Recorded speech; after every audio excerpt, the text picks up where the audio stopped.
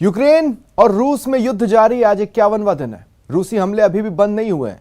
शरणार्थियों के लिए संयुक्त राष्ट्र उच्चायुक्त कार्यालय की ओर से बताया गया कि इस जंग में अब तक 5 मिलियन यूक्रेनी देश छोड़कर जा चुके हैं। 7.1 आंतरिक रूप से विस्थापित हो गए। इस बीच यूक्रेनी संसद ने युद्ध के दौरान विदेशियों को यूक्रेन की खुफिया एजेंसी में काम करने के लिए अनुमति दे दी है। स्वागत है आप सभी का। आपके साथ मैं हूं स्वप्निल।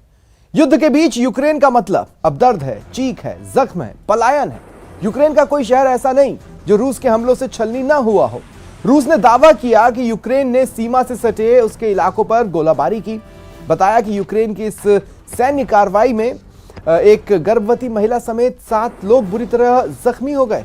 वहीं क्षेत्र के गवर्नर ने बताया कि यूक्रेन की ओर से हो रही गोलाबारी के कारण सीमा से सटे 2 गांवों को खाली करा लिया गया। इस बीच रूस ने युद्ध के दौरान पकड़े गए 30 यूक्रेनियों को रिहा किया है।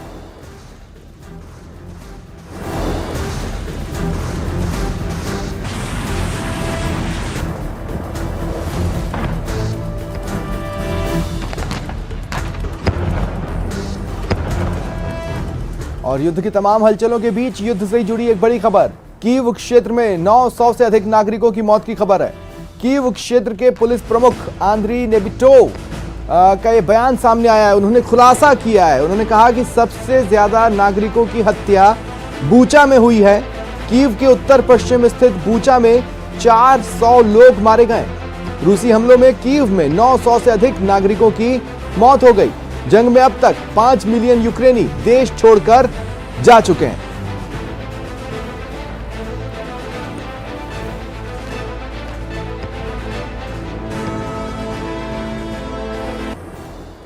यूक्रेन में पिछले 51 दिनों से जारी जंग में भारी नुकसान के बाद रूस ने अब यूक्रेन पर बड़े हमले की तैयारी तेज कर दी है। यूक्रेन की सेना रूस को जबरदस्त नुकसान पहुंचाने का दावा कर रही है, लेकिन पुतिन का दिमाग यूक्रेन को बर्बाद करने पर तुला है। और यही वजह है कि रूस ने यूक्रेन के कई शहरों से अपने कदम पीछे खींच लिए। लेकिन अब रूसी सेना की गाड़ियों पर लगे सोवियत यूनियन के झंडों ने पुतिन के नए प्लान का इशारा दे दिया है।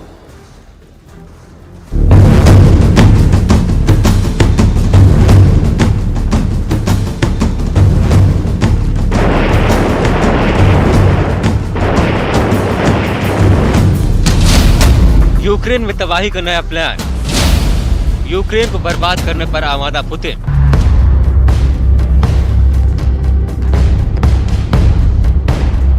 यूक्रेन में रूस के हमलों में जबरदस्त तबाही के बीच पुतिन ने अब अपनी रणनीति को बदल दिया है। अब तक संभल कर चल रही पुतिन की सेना अब यूक्रेन में बड़े विध्वंसक के प्लान को अंजाम तक पहुंचाने की कोशिश में है। और यही वजह है कि पिछले कुछ दिनों से शांत पुतिन का दिमाग अब यूक्रेन को बिल्कुल बर्बाद करने में जुट गया है। पुतिन की इस नई चाल के गवाह कुछ तस्वीरें भी यूक्रेन से सामने आई।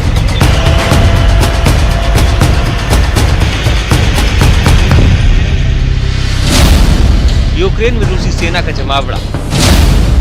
अत्याधुनिक हथियारों के साथ रूसी सेना। यूक्रेन में रूस लगातार अपनी सेना भेजने में जुटा है। यूक्रेन से सामने आई कुछ तस्वीरों ने यूक्रेन के साथ साथ पूरी दुनिया की मुश्किलें बढ़ा दी, क्योंकि पुतिन की ये सेना इस बार किसी बड़े प्लान को अंजाम तक पहुंचाने की कोशिश में है। पुतिन की सेना अत्याधुनिक हथियारों के साथ यूक्रेन की सीमा में दाखिल हो गई। सेना के कई टैंक और बख्तरबंद गाड़ियां इस काफिले में शामिल दिखी। यूक्रेन में रूस की सेना कितनी बेखौफ होकर घूम रही है, इसका अंदाजा इसी बात से लगाया जा सकता है कि इस काफिले में मौजूद कई गाड़ियों पर झंडा भी लगा हुआ नजर आया। यानी इन तस्वीरों के सामने आने के बाद साफ है कि रूस अब यूक्रेन पर बड़े हमलों को अंजाम तक पहुँचाने वाला है। हालांकि यूक्रेन के जवान भी रूस की सेना के सामने डटकर खड़े हैं और पूरी हिम्मत से रूस के हमलों का जवाब दे रहे हैं।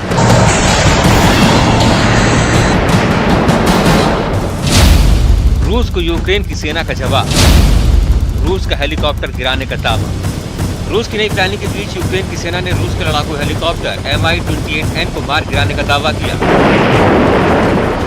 रूसी हेलीकॉप्टर को तबाह करने का एक वीडियो भी यूक्रेन की सेना की तरफ से जारी किया गया, जिसमें पहले एक हेलीकॉप्टर तेजी से उड़कर एक तरफ जाता दिखाई दिया। इसके कुछ मिनटों बाद उस हेलीकॉप्टर ने एक दिशा में निशाना लगाकर हमला किया और फिर वापस मुड़कर जाने लगा। तभी उसके पीछे एक और हेलीकॉप्टर उड़ता हुआ दिखाई दिया, जिस पर यूक्रेन की सेना ने हमला किया। हमले के बाद धमाकों के साथ हेलीकॉप्टर में आग लग गई और वो जमीन पर गिर गया। यूक्रेन ने दावा किया है कि जिस हेलीकॉप्टर को उसकी सेना ने मार गिराया वो रूस का Mi-28N लड़ाकू हेलीकॉप्टर था। युद्ध मैदान में डटी यूक्रेन की सेना, रूस के मंसूबों पर पानी फेरने की कोशिश। ऐसी एक और तस्वीर यूक्रेन की सेना ने जारी की। इन तस्वीरों में रूस का एक टैंक पेड़ों के बीच खड़ा दिखा।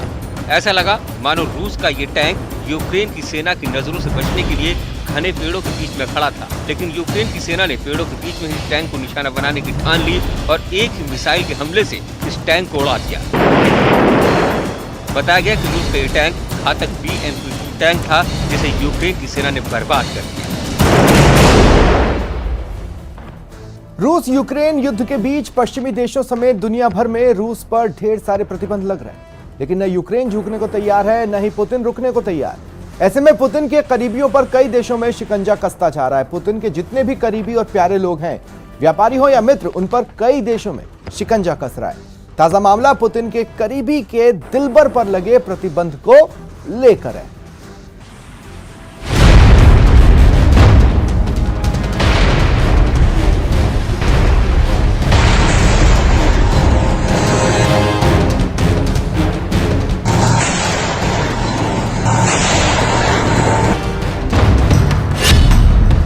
रूस यूक्रेन जंग जारी।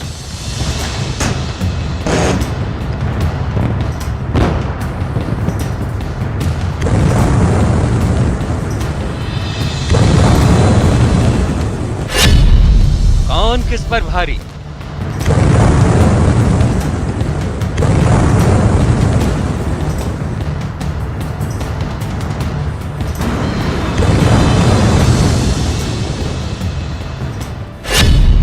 पुतिन के करीबी पर शिकंजा।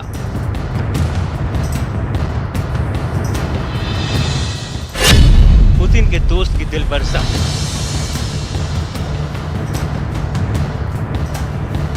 रूस और यूक्रेन के बीच जारी जंग अभी और कितना लंबा चलेगी कहा नहीं जा सकता, लेकिन जिस तरह के हालात हैं उसका खामियाजा यूक्रेन के साथ रूस को भी भुगतना पड़ रहा है।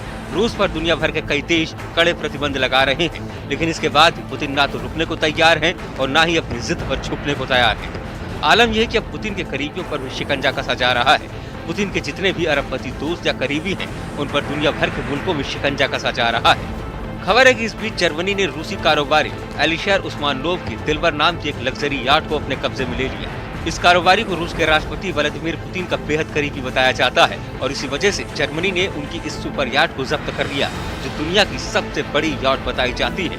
इसे पुतिन के करीबी अरबपति कारोबारी एलिशर उस्मानोव के लिए एक और बड़ा झटका माना जा रहा है, क्योंकि रूस के यूक्रेन पर हमले के तुरंत बाद ही अमेरिका समेत कई देशों ने रूसी कारोबारियों की संपत्ति जब्त करने का फरमान सुनाया था, जिसके तहत जंग शुरू होने के 4 दिन बाद ही एलिशर उस्मानोव पर कड़े आर्थिक प्रतिबंध लगा दिए गए थे और अब जर्मनी के हैम्बर्ग शहर में उनकी आलीशान याट को भी जब्त कर लिया गया, जिसे उन्होंने आर्थिक प्रतिबंध लगने से पहले ही एक ट्रस्ट के नाम कर दिया था, जो उनकी बहन चलाती है। लेकिन जर्मनी में याट को कब्जे में लेने वाले अधिकारियों ने बताया कि असल में वो याट एलिशर उस्मानोव की ही है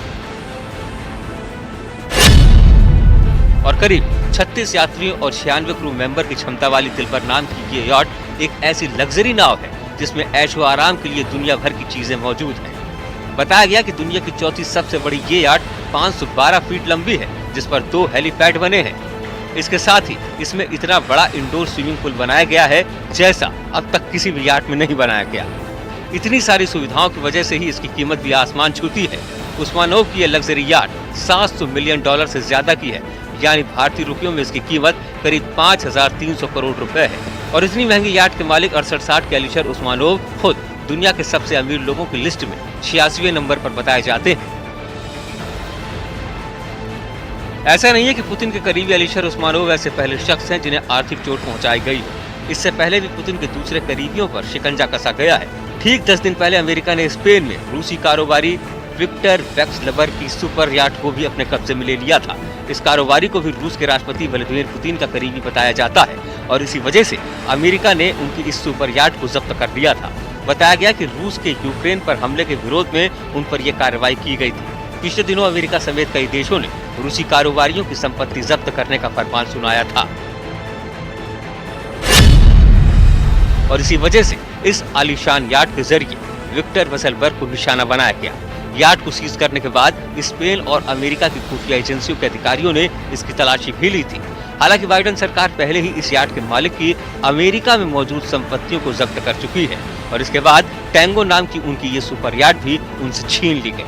सुविधाओं से लैस इस आलीशान यार्ड की कीमत $99 मिलियन से ज्यादा यानी भारतीय रुपयों के हिसाब से करीब 750 करोड़ रुपए बताई गई।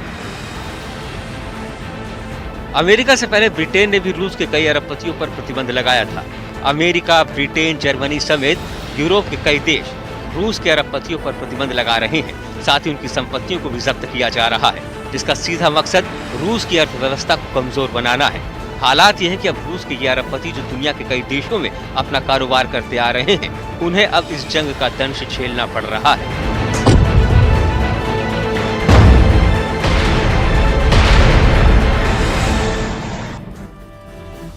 रूस यूक्रेन युद्ध के बीच रूस पश्चिमी देशों के प्रतिबंधों के निशाने पर है, लेकिन पुतिन ये दिखा रहे हैं कि पश्चिमी देशों के इन प्रतिबंधों से रूस पर कोई खास असर नहीं पड़ा है। उल्टे पुतिन तेल के खेल से प्रतिबंध लगाने वाले देशों को जवाब दे रहे हैं। पाबंदियों के खिलाफ पुतिन नए तरीके से प्रहार करने में जुट गए हैं।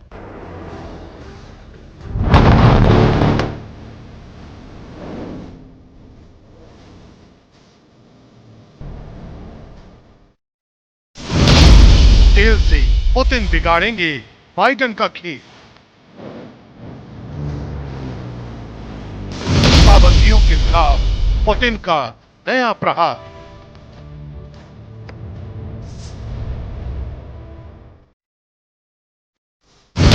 दुनिया देखेगी रूस की क्रूड ऑयल कूटनीति।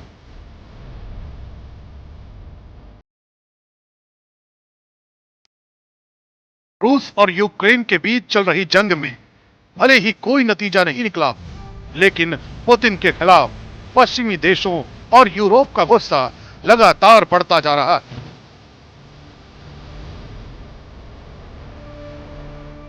यही वजह है कि रूस को कई मोर्चों पर प्रतिबंधों का सामना करना पड़ रहा है।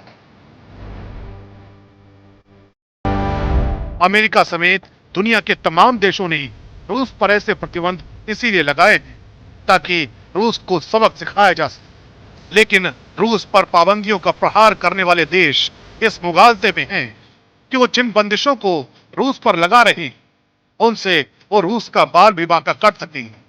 और ऐसा महज इसलिए क्योंकि जंग के साइड इफेक्ट के बारे में पुतिन पहले ही बड़ा प्लान तैयार कर चुके हैं।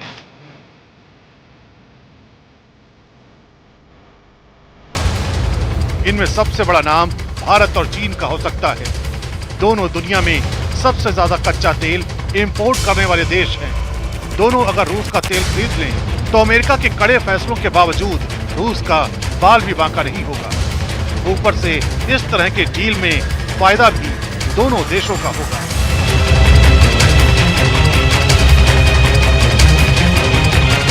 क्रूड ऑयल को लेकर पुतिन तैयार हो, उन्हें किसी भी कीमत पर तेल देने के लिए, यानी एक ऐसी डील जिसमें खरीदार भी खुश और दुकानदार की भी चांदी।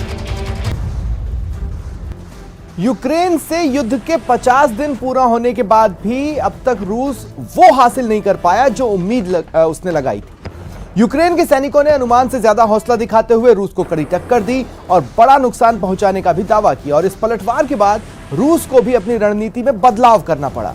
कई शहरों से रूस की सेना पीछे हट गई। हालांकि इस दौरान अटकलें लगाई जाने लगी कि रूस पीछे हटकर बड़े हमलों का प्लान तैयार कर रहा है, लेकिन यह प्लान जमीन पर उतरता उससे पहले ही रूस को एक और बड़ा झटका देने वाली खबर आई। बताया गया यूक्रेन में युद्ध की कमान संभालने वाले रूस के रक्षा मंत्री ही गायब हो गए।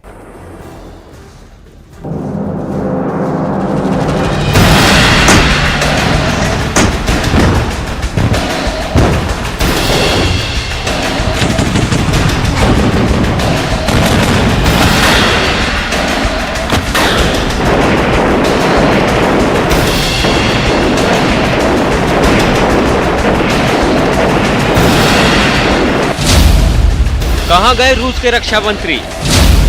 युद्ध के बीच रक्षा मंत्री गायब।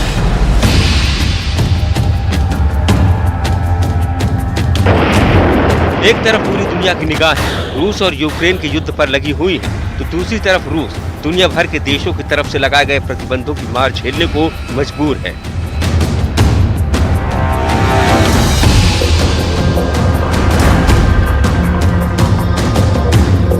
रूस के राष्ट्रपति पुतिन यूक्रेन में मनचाही कामयाबी नहीं मिलने से नाराज बताए गए तो दुनिया भर से बढ़ता दबाव भी उनकी मुश्किल बढ़ा रहा है। हालांकि रूस की सरकार और पुतिन लगातार ये दिखाने की कोशिश कर रहे हैं कि इस युद्ध के शुरू होने के बाद रूस की सेना तेजी से आगे बढ़ रही है और दुनिया भर से लगाए जा रहे प्रतिबंधों से भी वो डट कर लड़ाई लड़ रहे हैं।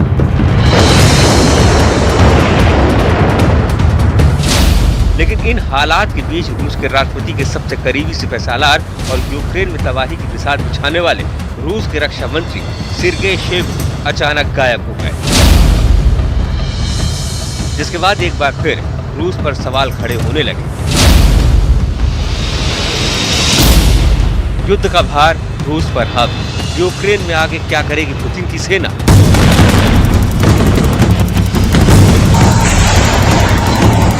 यूक्रेन में युद्ध की नई रणनीति बना रहे रूस के रक्षा मंत्री सेर्गेई शोइगु का अचानक गायब होना सवालों के घेरे में है।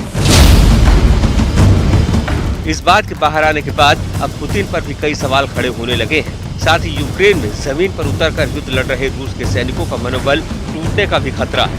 उधर रूस की इस मुश्किल के बीच यूक्रेन की सेना लगातार नए वीडियो जारी कर माइंड गेम खेलने में जुटी है और रोज रूस के कई टैंकों और लड़ाकू विमानों को निशाना बनाने का दावा कर रही है। क्या पुतिन के गुस्से का शिकार हुए सेर्गेई शोइगु पर भारी पड़ी पुतिन की नाराजगी? खबर है कि यूक्रेन में चल रहे युद्ध में रूस की सेना को हो रहे भारी नुकसान से पुतिन काफी नाराज है और उनकी ये नाराजगी का सीधा असर रूस के रक्षा मंत्री सेर्गेई शोइगु पर पड़ा है। बताया गया कि पुतिन की नाराजगी धीरे धीरे गुस्से में बदल गई और उनका ये गुस्सा रक्षा मंत्री सेर्गेई शोइगु पर कहर बनकर टूटा।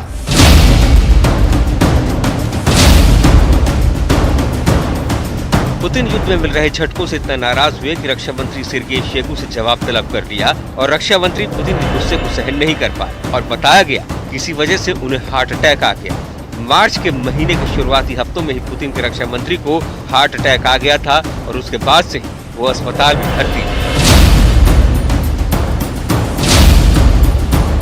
माना जा रहा है कि पुतिन के रक्षा मंत्री को हार्ट अटैक आने के बाद ही पुतिन की सेना ने यूक्रेन में अपनी रणनीति बदली और अब वो कीव समेत कई इलाकों से पीछे हट गए। बताया गया कि रक्षा मंत्री सेर्गेई शोइगु के बाद यूक्रेन में रूस की सेना की कमान पुतिन के करीबी माने जाने वाले काद्रिव ने संभाल ली है और खून के प्यासे माने जाने वाले चेचन सेना काद्रिव के आने के बाद जमकर तबाही मचा रही है।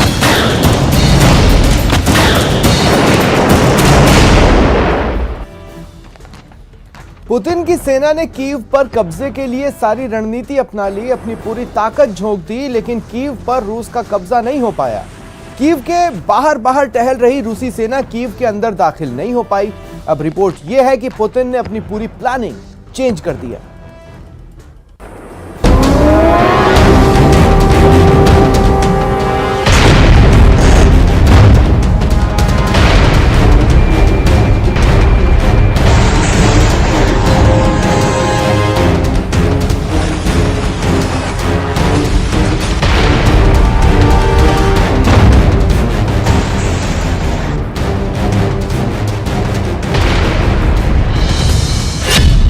पुतिन का नया गेम, 2 खंड हो जाएगा यूक्रेन।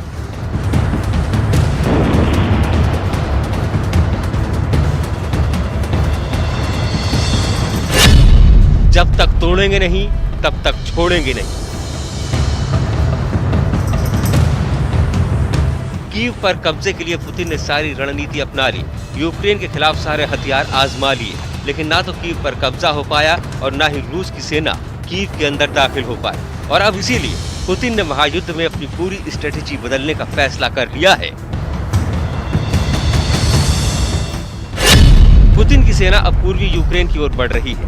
पुतिन का पूरा फोकस अब डोनबास पर आकर टिक गया है और अब कहा यह भी जा रहा है कि पुतिन डोनबास को यूक्रेन से हमेशा के लिए तोड़ देंगे। स्पेस टेक्नोलॉजी कंपनी मैक्सर ने जो सैटेलाइट तस्वीरें जारी की है वो पुतिन की नई प्लानिंग का खुलासा कर रही है। सैटेलाइट तस्वीर में रूस का 10 किलोमीटर जंगी बेड़ा लुहांस्क इलाके की ओर बढ़ता दिखाई दे रहा है। दावा किया जा रहा है कि इस जंगी बेड़े में करीब 200 रूसी टैंक शामिल हैं। T-80UE1, T-80BV, और BMP-2S के अलावा इतने हथियारबंद वाहन शामिल हैं जिनका काफिला सैटेलाइट तस्वीरों में 10 किलोमीटर लंबा नजर आ रहा है। За 50 днів повномасштабного вторгнення Російської Федерації вони показали, що саме Донбас для Росії – це головна мішень. Саме Донбас Росія хоче знищити в першу чергу. Саме Луганську і Донецьку області. Російські війська руйнують так, ніби хочуть, щоб від них залишилося тільки каміння. І щоб там не залишилося людей взагалі. डोनबास को लेकर राष्ट्रपति जेलेंस्की जो आशंका जता रहे हैं उसकी तस्दीक सैटेलाइट तस्वीरें भी कर रही हैं। लेकिन सवाल है कि डोनबास ही क्यों? राजधानी कीव को छोड़कर पुतिन डोनबास पर ही क्यों फोकस कर रहे हैं? क्या डोनबास को जीतकर पुतिन यूक्रेन युद्ध जीत जाएंगे? इसे समझने के लिए डोनबास का लोकेशन समझना जरूरी है। यूक्रेन के डानेस्क और लुहांस्क को मिलाकर एक साथ डोनबास कहा जाता है, जिसका दक्षिणी किनारा सी ऑफ अज़ोव से लगता है। इधर क्राइमिया को रूस पहले ही यूक्रेन से अलग कर चुका है और अब वो डोनबास को यूक्रेन से अलग करके इसे जमीन के रास्ते क्राइमिया से जोड़ने की तैयारी में है, जिसका रास्ता मारियुपोल और दूसरे शहरों से होकर गुजरेगा।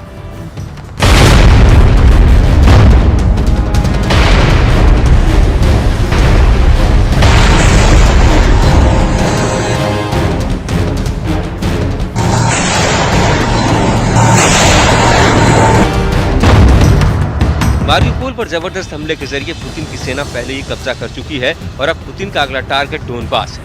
कहा जा रहा है कि अगर पुतिन ने डोनबास को यूक्रेन से अलग करके उसे क्राइमिया से जोड़ दिया तो यूक्रेन की स्थिति बिना हाथ पांव वाले देश जैसी हो जाएगी, क्योंकि समंदर से लगने वाले उस 80% इलाके पर रूस का कब्जा हो जाएगा।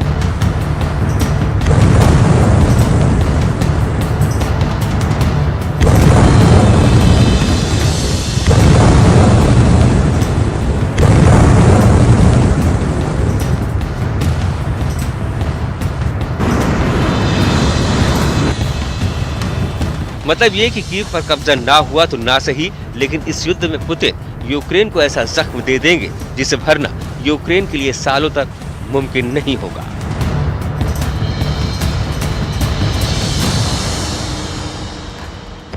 रूस और यूक्रेन में जारी युद्ध में परमाणु हमले की आशंका से दुनिया में खौफ पसरा है, क्योंकि रूस के पास इतने खतरनाक परमाणु हथियार हैं जिससे वो दुनिया के किसी भी शहर को 1 मिनट से भी कम समय में टारगेट कर सकता है। वहीं अगर रूस अपना मीडियम पावर यानी 100 किलोटन ताकत वाला परमाणु बम यूक्रेन की राजधानी कीव पर गिरा दे तो उसके बाद क्या होगा? अगर रूस अपना मीडियम पावर यानी 100 किलोटन ताकत वाला परमाणु बम यूक्रेन की राजधानी कीव पर गिरा दे तो आग के चलते 1 किलोमीटर तक सब कुछ जलकर खाक हो जाएगा। एयर ब्लास्ट 1 के बाद 3.5 किलोमीटर तक झटके महसूस होंगे। 10 किलोमीटर तक रेडिएशन फैल जाएगा जो न सिर्फ जानलेवा होगा बल्कि पीढ़ियों को बीमार करेगा। 5 लाख से ज्यादा लोग मारे जाएंगे। एयर ब्लास्ट 2 में 14 किलोमीटर तक इमारतें ध्वस्त हो जाएंगी। 48 किलोमीटर तक थर्मल रेडिएशन का असर होगा। 15 से 27 लाख लोग रेडिएशन की चपेट में आएंगे। एयर ब्लास्ट 3 के बाद 94 किलोमीटर तक खिड़कियों के शीशे टूट सकते हैं। 100 किलोमीटर के दायरे तक तबाही मचेगी। देखिए, जो 1945 में जो एटम बॉम्ब गिराए थे हिरोशिमा और नागासाकी में, वो 20 kT थे। आजकल तो मेगाटन्स में एक बॉम्ब मेगाटन्स में होता है, जिसकी शक्ति उसके 1000 गुना ज़्यादा है। और इस प्रकार के अगर बॉम्ब्स पूरी दुनिया में अगर फैलने लगे और चलाने लगे तो रेडिएशन से ही पूरी दुनिया समाप्त हो जाएगी। अगर पुतिन परमाणु युद्ध का आदेश देते हैं तो रूस की सेना जमीन से भी यूक्रेन में भारी तबाही मचा सकती है। रेडिएशन लाखों लोगों की मौत की वजह बनेगा। रेडिएशन के चलते लोगों में उल्टी, मितली, ब्लीडिंग, दस्त या इससे भी ज्यादा घातक लक्षण दिखेंगे। करीब 48 किलोमीटर तक के इलाके में लोगों को 3rd डिग्री बर्न होने की आशंका होगी। विस्फोट के 200 किलोमीटर की दूरी तक खिड़कियां टूट जाएंगी। कई लोगों के सदमे के चलते मरने का खतरा होगा। फिलहाल इतना ही। नमस्कार।